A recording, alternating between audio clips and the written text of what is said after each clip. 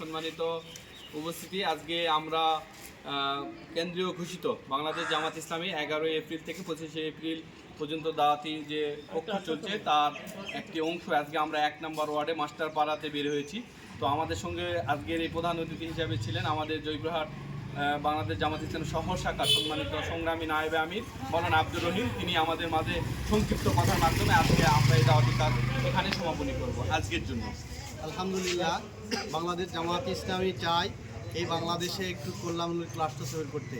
সেই লক্ষ্যে বাংলাদেশ জামাত ইসলামী 11 তারিখ থেকে 25 তারিখ পর্যন্ত যে দাওয়াতি গণসংযোগ পক্ষ ঘোষণা করেছে তার অংশ হিসাবে আজকে আমরা এই মাস্টারপাড়ার বিভিন্ন বাসা বাড়িতে গিয়ে মানুষদেরকে আমরা সতের দিকে আহ্বান করেছি, আমাদের লিফলেট পৌঁছে দেওয়ার চেষ্টা করেছি এবং দাওয়াত দেওয়ার চেষ্টা করেছি।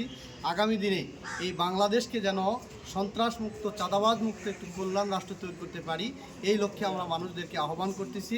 আমাদের এই আহ্বান যেন প্রত্যেকটা ঘরে ঘরে আমরা পৌঁছে দিতে পারি এবং এই জয়পুরহাটের সকল মানুষকে তথা দেশবাসীকে নিয়ে বাংলাদেশে আগামী দিনে একটা যেন ইসলামিক কল্যাণমূলক রাষ্ট্র তৈরি করতে পারি, সেই লক্ষ্যে আমাদের এই গণসংযোগ আজকের মতো আমরা এখানেই শেষ করলাম।